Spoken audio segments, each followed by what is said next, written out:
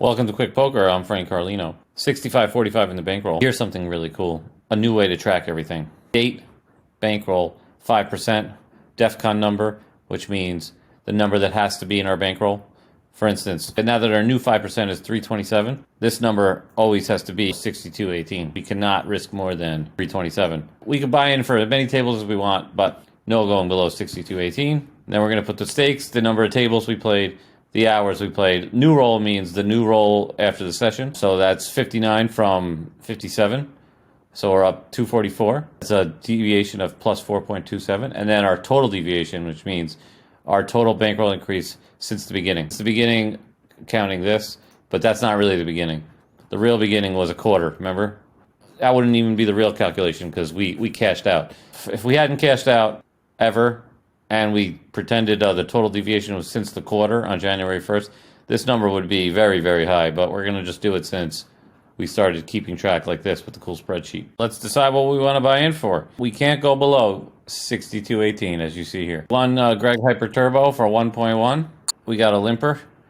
We're going to find out if he's limping his strong hands, but most likely, since this is a low-stakes tournament, I'm not going to call that. I could already tell.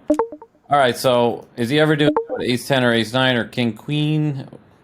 King-jack suited, queen-jack? Probably not. I mean, he does know I'm raising a limper, but he could also be just doing this with a really good hand, you know, to hopefully level myself in the call, so we're not going to be able to call that.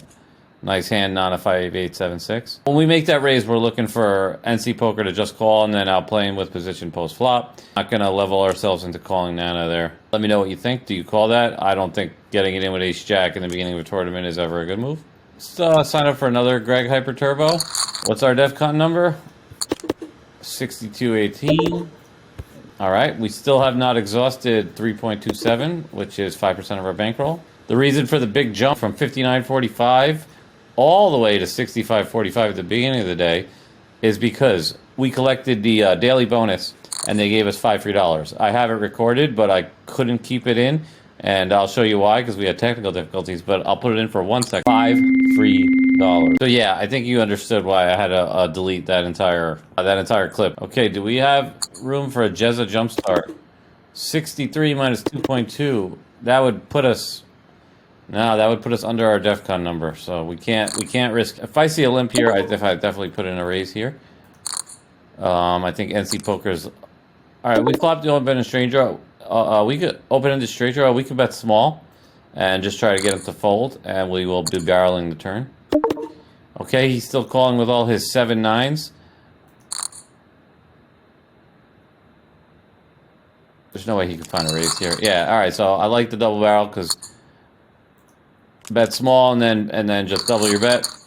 The double barrel is the new continuation bet because if we see bet there, like bigger size on the flop, he would have just called. We would have checked the turn, and if we missed our straight draw, he probably bets out on the river, whether it's bluff or value, hard to tell, and I probably would have to fold. So I believe the double barrel is a lot more effective than the big C bet. Hyper Turbo is about to start. Oh, there it is. There it is. All right, we got 2 tables. We have 63.25. All right, so we still have about $1 and a little bit of change left. So what can we buy in for? I think we can buy in for one more white 1.1. We have 7 cents left in our DEFCON before we go below our DEFCON number, so we still have another 7 cents to work with, but there's not going to be any tournament we can buy into for 7 cents, so we're sticking with 3 tables for now. All right, $3. Let's win this 3. King and a 5, not going to call that. I think I can just jam this here. SNTI is limping, it looks weak. Hopefully not limping with a big hand. Now we take it down.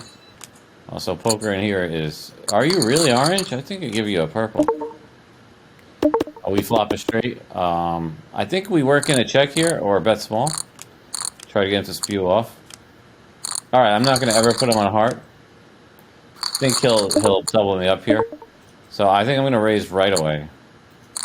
He'll chase a heart. He'll also never want to fold.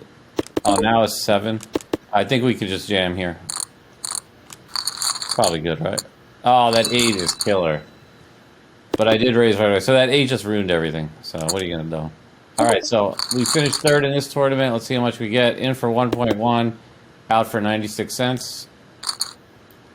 Let's concentrate on winning this this $3. I think we can just jam this. They'll probably call with... Oh my god, he has a pair of sevens? Oh, that's rough. Oh, do we just make a straight? You can still make a flush though, right? Oh, alright, we got lucky there. Ace Jack, he probably raised because he lost. I'm just going to get this in. Calls with Ace Deuce, nice. He just needs running clubs or running deuces. Imagine, deuce. Ooh, that looked like a deuce. Ooh, that was scary. So yeah, alright, so he's not that good. I mean, I don't know how you let me win by doing that. 9 Jack rates to be a better hand, right? But I'll probably call with Queen Deuce and win. Oh, he actually folded something, so I'm happy with the move. This table over here on the left now, the red, we're not even paying attention because we're so focused on winning. Do I mathematically call that? I really don't know. So give us a hand. Do I mathematically call this jam? Ooh, what the fuck is he limping with? So I'm gonna check and maybe hope for a bet here. Ace 10. Why not just do that pre? Needs an ace, doesn't get it. All right, so we win. So yeah, he played pretty poorly there. Just get it in pre if you're not. All right, we win. Nice. This is gonna have to be okay. Now I don't know what to do again. I think I check jam the flop on a king or queen. All right, queen's good enough. He could still have something like ace jack that's gonna bet call off. Ace 10's gonna bet call off. Yeah, wow, that's kind of scary. How has this guy been playing? So we haven't been paying enough attention because we were concentrating on winning the other table. So without great clarity, I'm just gonna get it in here. Ace 9, but he sucks out with an ace 9. All right, so we had him. Nice hand, Kriesel. Looks like we still had a small increase. Would have been nice to win that hand, but that's not how it goes. Table tournaments, plural. 4 going at once at any point, so we're going to go 1 through 3. Roll. Our new roll after the 15 minutes. So 66.21, which is a profit of less than $1. We've had a 213% increase since February 20th. Longer Look asked, what's your color coding system? I replied with a not great explanation, so let me just go a little bit more into it. Steph Easy over here and Jason Mack have a red tag. Red is basically a reg, like a tight aggressive player. A person who is waiting for good hands, but is at least playing them aggressively, and it's basically a reg. Basically like a pretty good, solid player. Alright, then we got purple. I got Unix of purple here. Purple is like a loose cannon, someone who like, you know, basically like kind of starts out playing aggressively and playing well, but then just kind of has a susceptible to tilt maybe and just plays a little crazy, like a maniac, like maybe like a loose aggressive, but not necessarily like mastered playing loose aggressive, because loose aggressive is the hardest to play.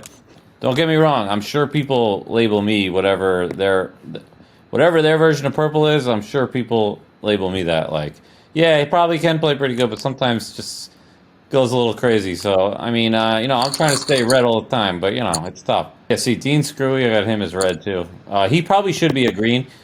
Green is a tier 1 reg, so it's basically like red and green are the best. I probably should update Dean to a green. He should get promoted. Now, all right, we got yellow over here.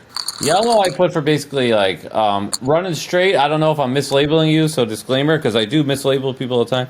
But yellow is basically a loose passive player who just is limping everything, limping and check calling, and just not playing well at all, not being selective, and just, you know, the weakest player type. Like I said, bro, if I mislabeled you, it's definitely possible.